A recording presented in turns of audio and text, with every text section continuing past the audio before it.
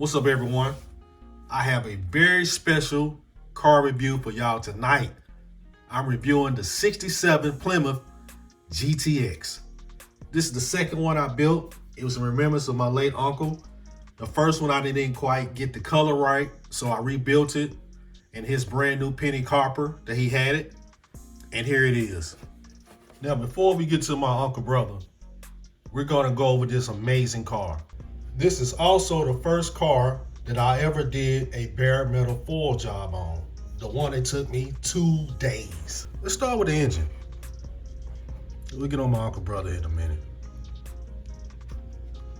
I have to be very careful because of this hood emblem. I've already knocked it off filming this video. I had a few choice words that I had to edit out. Y'all don't want to hear that. But this 67 really turned out amazing. Let's look at that engine work. As you can see, I put a nice frost with some green in there to emulate the reservoir tank. As you can see, I wired that beautiful engine with that Hemi 426. Nice battery in there. Very nice car. See, can we get to the interior here? Interior turned out amazing. Very happy with that. Very nice rear end. I love the tailpipes on this car. Now, my uncle didn't have these red striped tires with the rims on there. That's just something I added to it. Also, nice undercarriage. Now, the story I'm about to tell about this Plymouth GTX is one of the reasons I fell in love with Mopars. I think I explained to y'all before, I come from a Mopar family. I'm talking about my grandmother, my grandfather, my uncle, my father, all on Mopars. My father right there in the cut, chilling like he always was. In 1968, when one of my sisters was born, I wasn't even born at this time, I came along later. He bought a 1968 Plymouth Roadrunner, red with a black red top. I built that as well. I'll show y'all that later to celebrate the birth of my sister. This is my dad's little brother, uncle brother. He always, had to keep up with big bro. So he went and bought a 67 GTX. And of course, I think my dad had a Hemi in his, but the GTX just had a little more oomph on there. So it was a little faster than my dad's Roadrunner. From what I heard, it could go as well. But this is the story that makes this particular GTX so infamous. This is probably the most famous GTX during the 60s in Nashville, Tennessee. And my uncle, he's the reason it became that way. To put it mildly, they said my uncle drove this car like a bat out of hell. This is one of my favorite uncles right here. I actually wrote about him in my book, Reporter from Hell. If you read that book and I talk about a character called Uncle Baby, it's based on him, my uncle brother. Uncle brother really was a character, hilarious. You could hear him a mile down the street just from his laugh.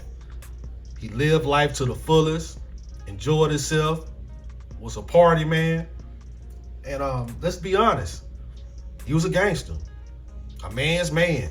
My uncle, either you loved him or you got out the way, to say it mildly. Now, before we begin this story, I'm gonna tell the kids, just in case some of y'all are watching, don't try this at home. Please don't attempt this. And this goes for adults as well. As I was telling y'all, my uncle brother lived life to the fullest. And that was no exception when he drove this 67 GTX. My grandmother, who would technically that would be her son-in-law, since her real son-in-law was my dad, he was hanging out in the neighborhood. Everyone loved my grandmother's neighborhood, Neal Avenue.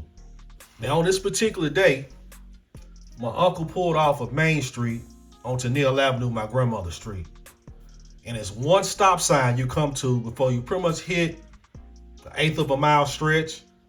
You dip down, what they call the dip, then you go around this curve and come back up a hill.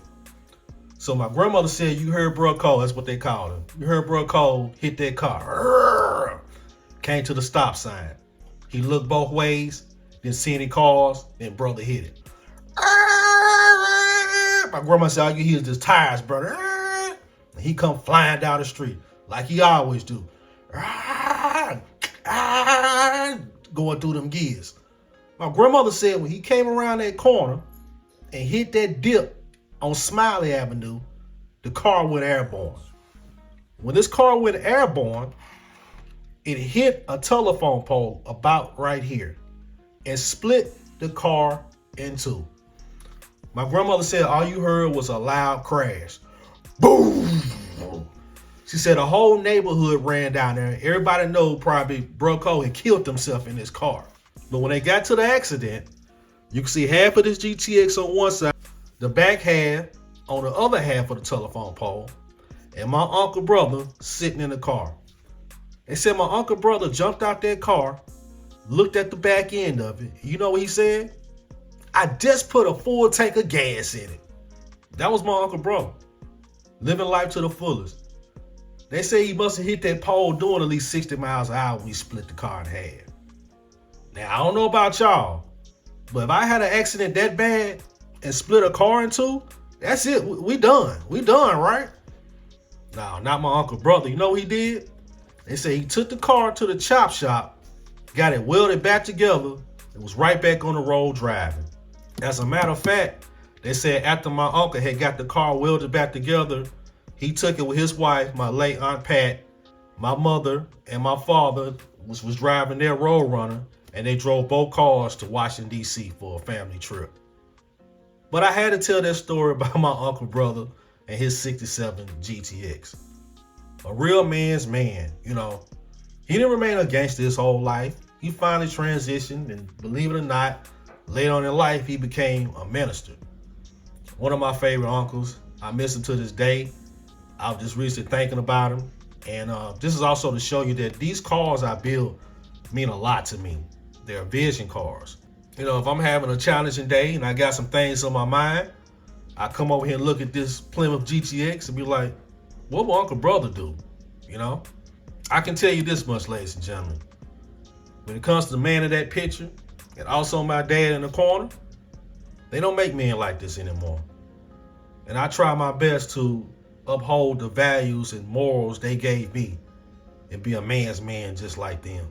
Well, I hope you enjoyed this amazing story about my uncle brother, how he split his car in half, beautiful GTX, and loved it so much he went to the chop shop and had it welded back together and drove for many years after that.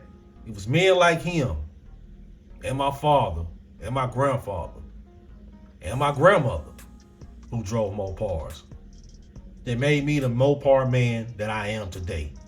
And I'm very proud of that. God bless y'all.